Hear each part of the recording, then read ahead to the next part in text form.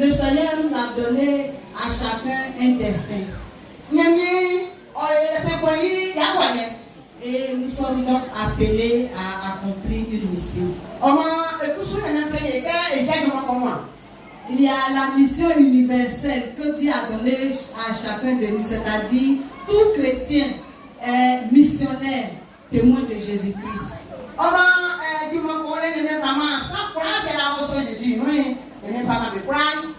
Mais à côté de cela, il y a une mission particulière qu'il donne à chaque personne.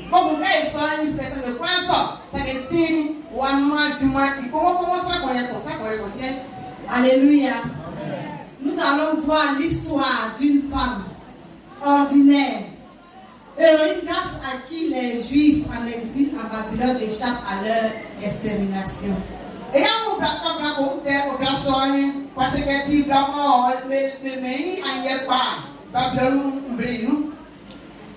accepté d'accomplir la mission pour laquelle Dieu lui a permis d'être reine dans un royaume étranger,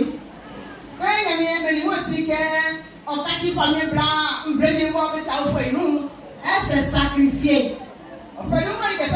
et a pris le risque de se présenter devant le roi.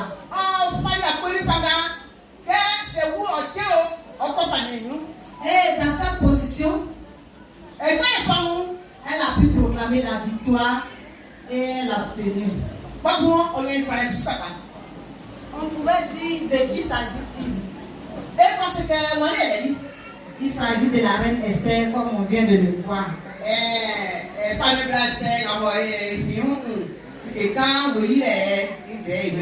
Mais qui est Esther? C'est une jeune femme juive d'origine. Orpheline de père et de mère. Elle a été adoptée et élevée par son cousin Mardoché. Et on peut le lire dans Esther 2, verset 7, mais on ne va pas le lire. Tout de suite qu'on a parlé, on a dit Esther, la reine Esther. Comment est-elle parvenue à la royauté? On va parler toujours de l'histoire des enfants d'Israël.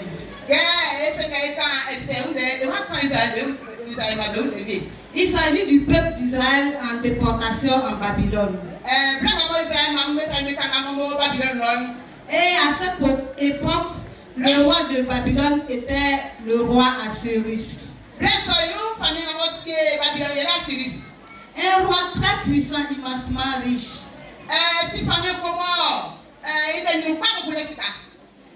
Celui-ci va être désavoué par sa femme, la reine Vashti.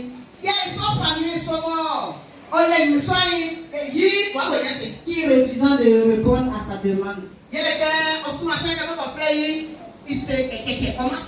Le roi va entrer dans une grande colère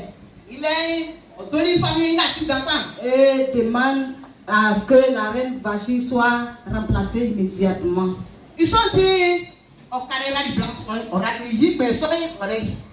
C'est alors que l'on a fait venir les jeunes filles vierges, grandes de taille et belles de visage.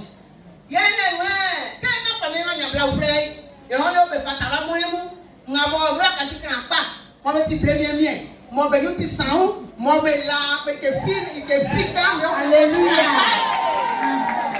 Donc, on devait faire venir ces jeunes filles jolies là pour que le roi puisse faire son choix.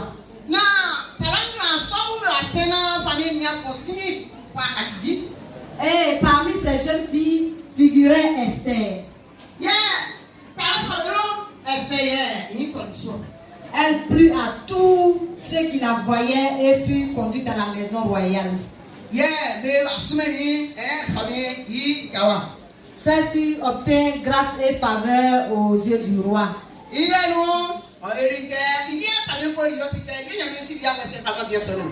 Et le roi la couronne en tant que reine. Alléluia. Amen. Alléluia. Amen.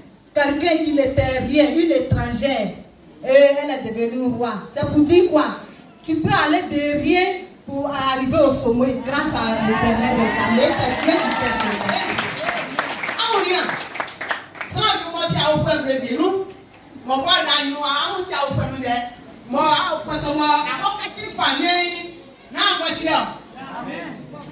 Donc, signalons aussi que son homme Mardochée lui avait défendu de faire connaître son origine à quiconque dans le palais royal, parce que maintenant elle est reine au palais là-bas. Et comme une bonne fille, elle a obéi. Et ici, c'est que, ici, c'est que, on va faire un vrai, et comme ici, on tire des sols, on va pas. Pendant ce temps, Mardochée la suivait indirectement devant le palais royal pour ne pas que quelque chose de mal arrive à sa protégée.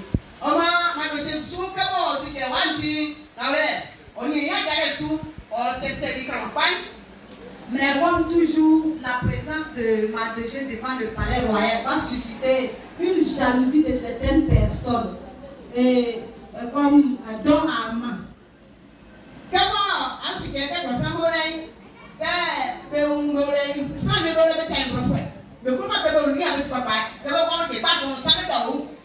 Surtout quand il a su que Mardochée était juif et qu'il y avait beaucoup de juifs aussi à Babylone.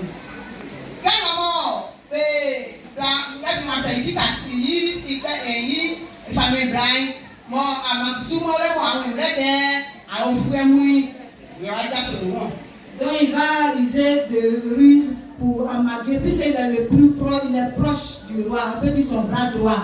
Donc il va user de ruse pour amadouer le roi pour pouvoir signer un décret pour exterminer le peuple juif.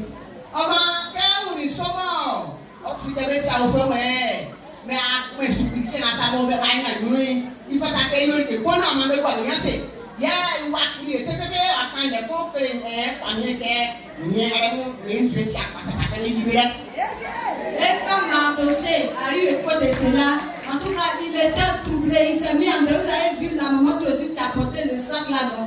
Voilà, elle a représenté Mardochée. Mardochée a porté un sac qui signifie le deuil chez les Juifs. Donc, en tout cas, il était vraiment troublé et il ne savait pas comment faire.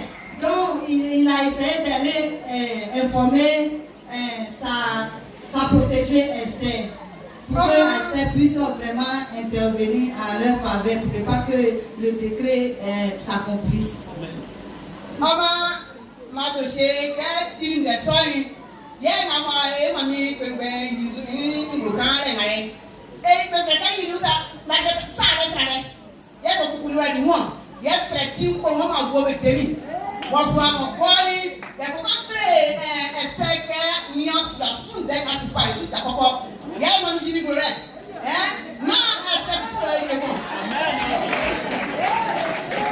Alléluia. Donc notre texte, c'est un peu le résumé. Donc notre texte de bas revient à notre texte de bas. Notre texte de bas se trouve dans Esther 4.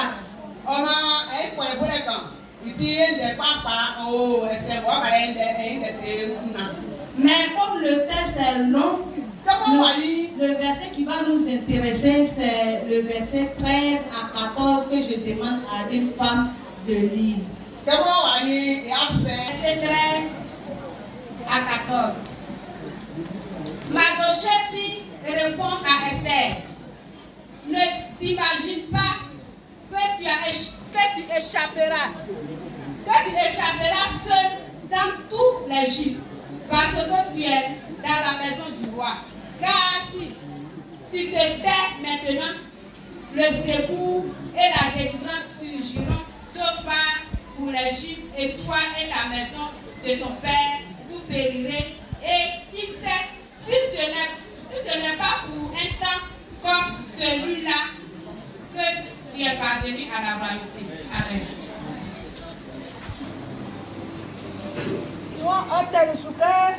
Se abuke ao famille ya wolotina okin balekeleke olie anyoti asulako u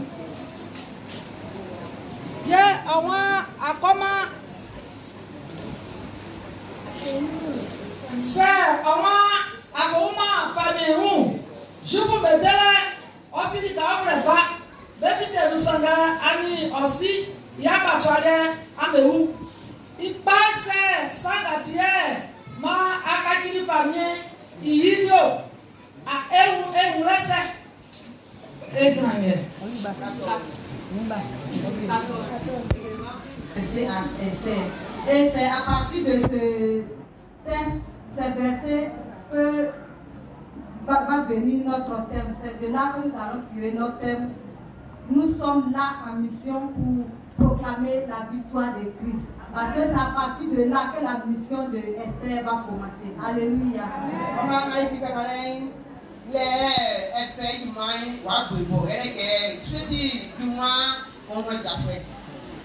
Cette parole de Mardochée a adressé à Esther pour l'amener à réfléchir, prendre conscience du danger que court son peuple.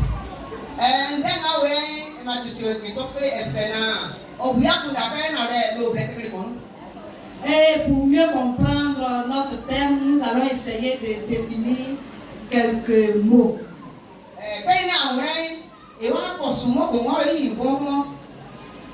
Mission. Quand on parle de mission, c'est une charge donnée à quelqu'un pour accomplir. C'est une charge donnée à quelqu'un pour accomplir une tâche.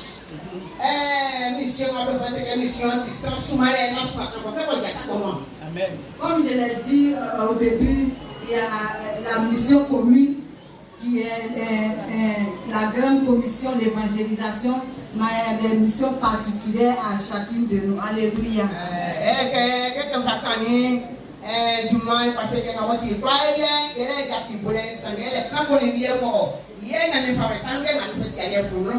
Le verbe proclamer qui veut dire annoncer, publier, faire connaître.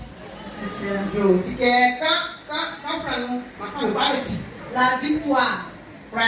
Succès obtenu après un combat. Une bataille. Une compétition. Etc. Par exemple, quand on parle de combat, David devant Goliath, c'était un combat. Et la victoire est venue à David, ça ce sont des parenthèses.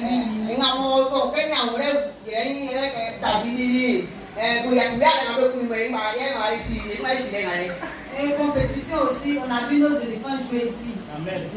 Nos éléphants ont eu la victoire sur leurs adversaires.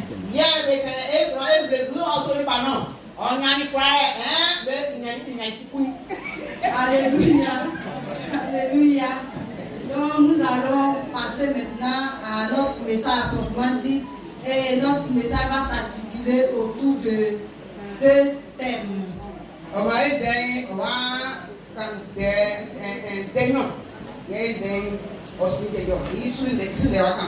Premier point, si on peut suivre le point. Premier point, notre position actuelle.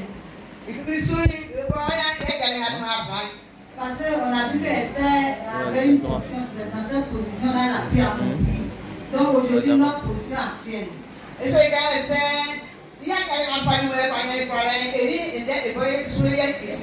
Le deuxième point, le contenu de notre mission.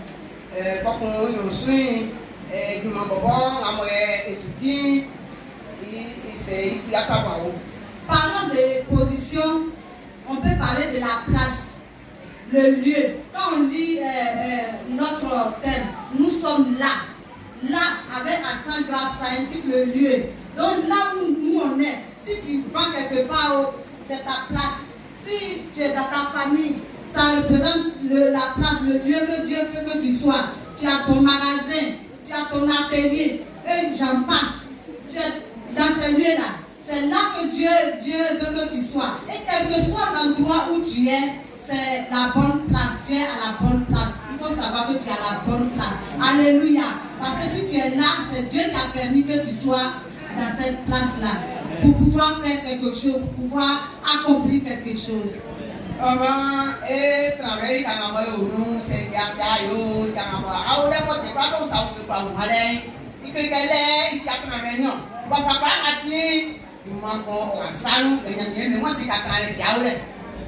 Sommes-nous prêts, une fois ici, à accomplir l'œuvre de Dieu là où nous sommes? C'est une question. Est-ce que nous sommes prêts? Esther était prête, elle était disposée et Dieu l'a utilisée. Sommes-nous prêts ce matin? Alléluia. Il faut essayer de c'est la peine de l'école.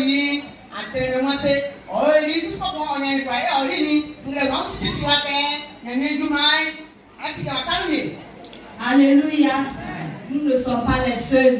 Parce que dans la Bible, il y a des femmes aussi qui ont, de par leur position, ont proclamé la victoire de Jésus-Christ.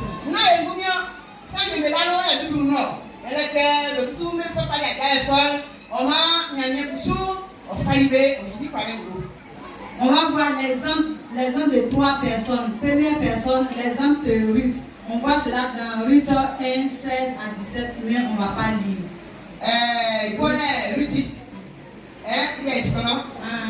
Ruth, dans sa position de veuve, a pris la résolution de suivre sa belle-mère.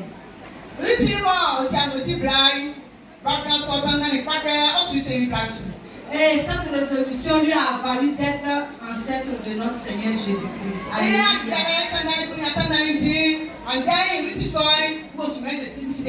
En tout cas, c'est merveilleux. Est-ce que nous voulons aussi qu'on nous cite un jour?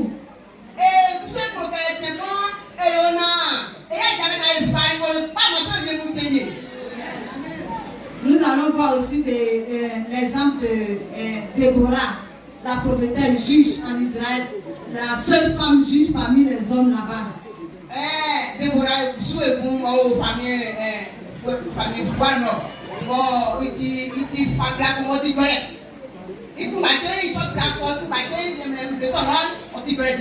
on voit cela dans Juge 5, verset 7.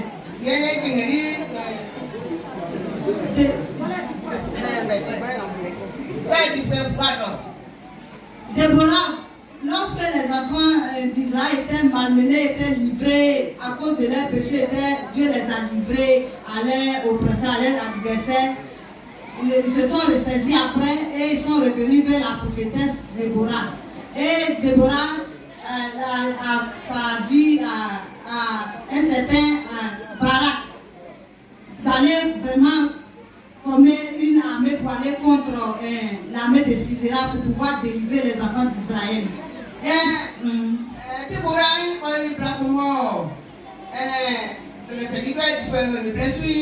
on dit comment on est libéré de plein d'amour, Israël, on est libéré de moi, on est libéré de ça, le souvent, le canif de quoi, le salon, qui est même la première ligne de tir, le bâtiment d'entrée, de la sanité pour la sauvegarde, on s'y sied à un peu de service, soit qu'à parfois de l'una, vous mettez à l'aide. Ah, écoutez bien, le Barak a dit, lui-même qui connaît l'armée là, il a dit à Déborah, c'est vrai, tu dis de partir, mais si toi, Déborah, tu n'es pas devant là, moi seulement, je ne peux pas partir. Alléluia. Si Déborah ne passe pas devant, tu ne vas pas.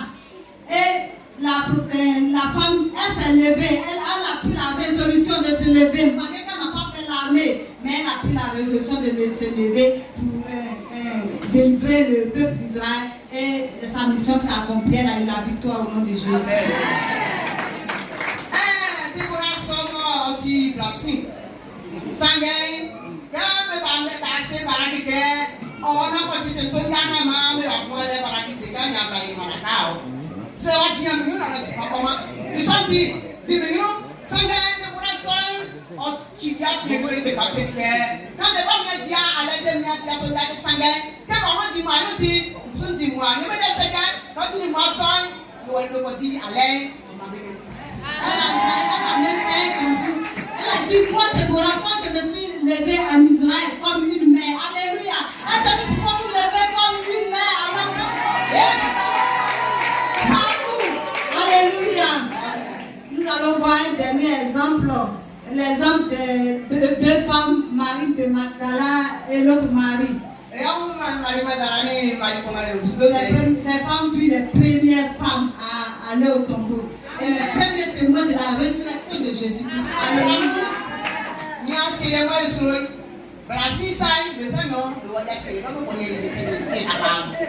Alléluia. On ne peut pas regarder aux obstacles. On dit très tôt le matin, on ne peut pas dire que il fait noir. Est-ce qu'on va pas m'attaquer comme papa Yao l'a dit le dimanche passé? Quand il y a une chose là, on ne regarde pas, on se lève et puis on avance. Alléluia. Quand la sœur m'a fait un peu comme ça, a aussi pour y avoir aussi les soirées de Bobo. Sangai, ma nièce, ma nièce, maman, et ça me fait quand il y a pas de gens, c'est la bonne à bisou. Mais on lui met du nom. Mais vous faites des gars qui est possible. Il fait là, on doit aller. Alléluia. Alléluia. Si ces femmes ont pu faire cela, nous aussi on peut faire autant. Parce que l'heure est grave. Ceci va nous amener à voir notre deuxième point qui est le contenu de notre mission.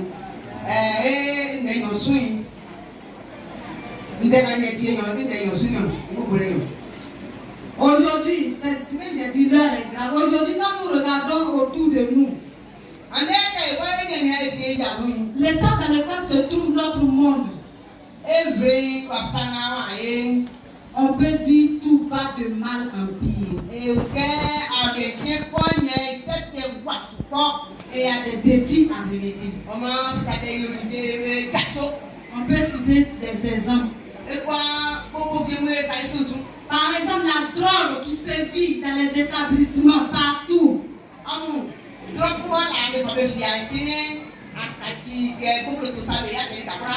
Les tueries, les enlèvements, les sacrifices humains, toutes sortes de dépravations sexuelles, problèmes dans les foyers, en tout cas, on peut citer beaucoup. Et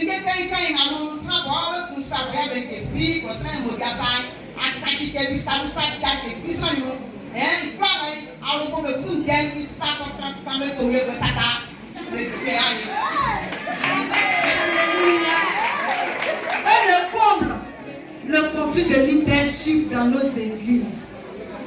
Tous ces mots. Femmes, allons-nous rester indifférents face à tout cela, toutes ces situations qui polluent la vie du monde? Et vraiment,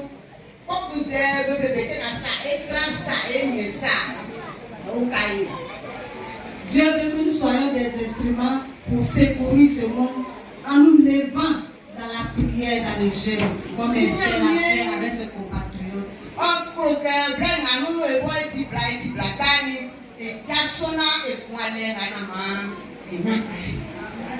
Et pour accomplir cette mission, en tout cas, ce n'est pas facile.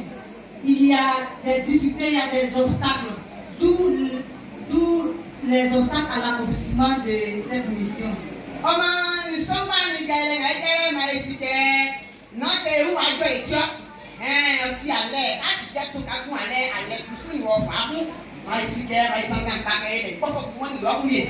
Nous avons, puisque c'est le livre d'Esther, nous avons repéré deux obstacles.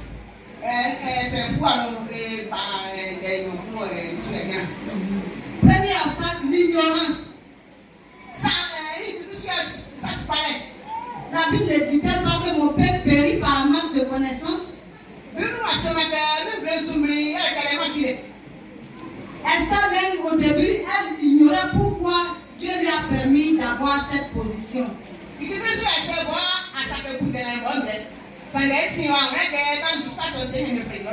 Parce que quand Mardochée est allé la voir, en tout cas, elle a commencé à raisonner. Et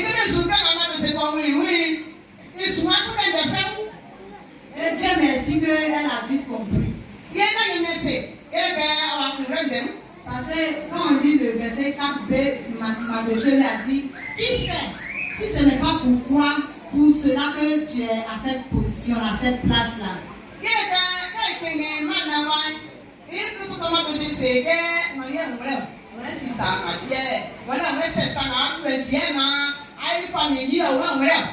Ouvrons les yeux, femmes, regardons autour de nous pour voir ce qui se passe autour de nous.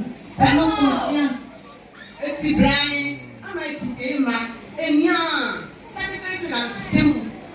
Alléluia.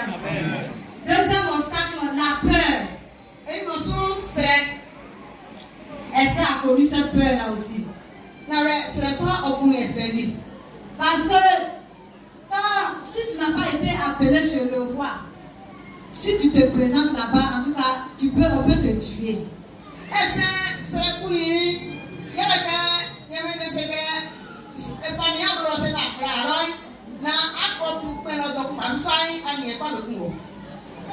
Mais quand Mardochée est venue dire à Esther, elle a dit, ah, c'est ce que les femmes ont dit. Ça fait un mois, je ne suis pas allée là-bas. Si je vais, on peut voir ça dans Esther 4, 11 à 14. Si je vais là-bas, on peut me tuer. C'est la peur qui a fait ça, parce qu'elle voit le danger qui est devant.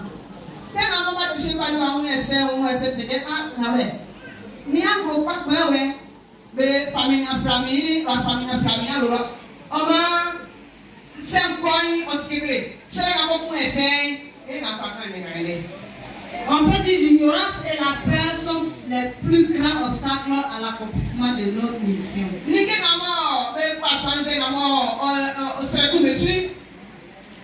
Esther a connu les mêmes difficultés, mais elle a pu les surmonter par sa prise de conscience et sa détermination.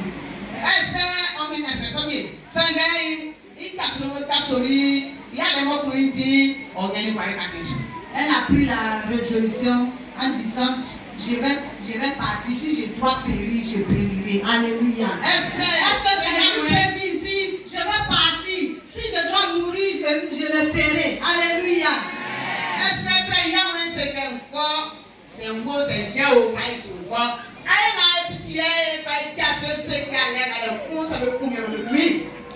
Réfléchissons à ces défis, ces situations, ces circonstances. Et les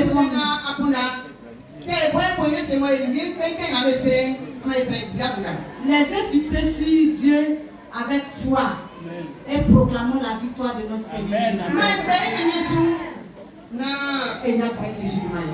La victoire de Christ sur les situations difficiles, la victoire de Christ sur les situations compliquées, et par la prière et le jeûne, en annonçant aussi l'évangile, bien sûr. Car tout chrétien, comme je l'ai dit, est missionnaire et témoin de Jésus-Christ.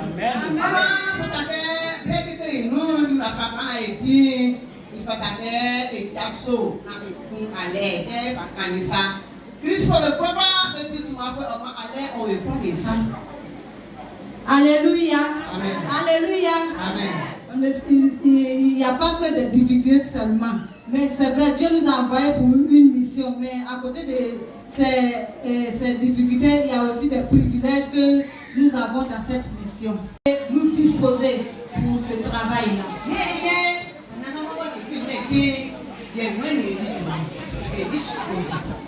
Dieu veut nous utiliser comme un instrument dans ses bras.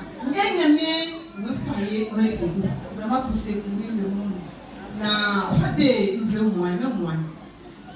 En conclusion, à l'exemple d'Esther, nous pouvons dire que rien n'est impossible à notre Dieu.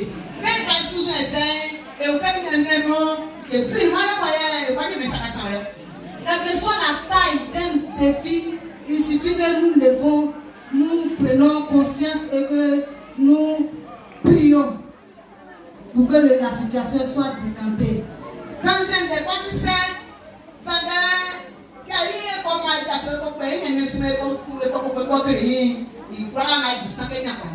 Je rappelle que sachant que là où Dieu t'a placé, tu es au bon endroit et c'est là que Dieu veut t'utiliser.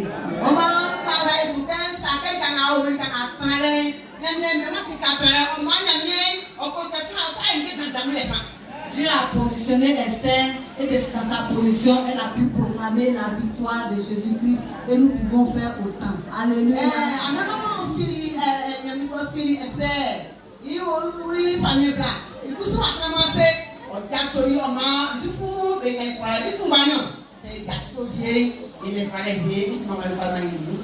Le papa veut nous excuser, on a mis l'accent sur les femmes parce que c'est la journée des femmes. Sinon il y a des hommes aussi qui ont accompli des missions de la victoire, telles que Joseph en Égypte, Moïse qui a conduit les enfants d'Israël. Mais soufflez, comme c'est la journée des femmes, c'est pourquoi on a mis l'accent sur les femmes. Alléluia.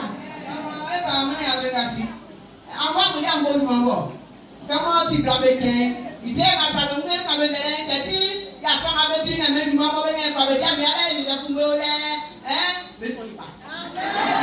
Alléluia. Donc notre message à sa fin. Je voudrais encourager chacune de nous à être comme Esther, à être dans sa position elle-même, qu'elle se laisse conduire par notre Dieu, afin que l'œuvre de Dieu aille de l'avant au nom de Jésus. Amen.